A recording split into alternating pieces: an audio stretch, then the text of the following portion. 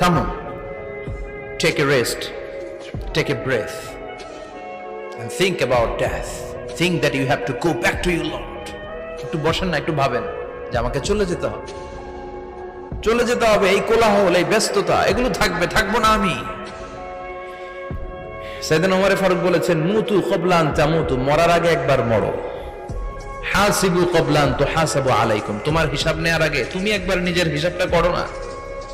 কাগজ বের করে একটু লিখো না কি কি ভালো কাজ করছিলা, যেগুলো দিয়ে নাজাতের ওসিলা হতে পারে।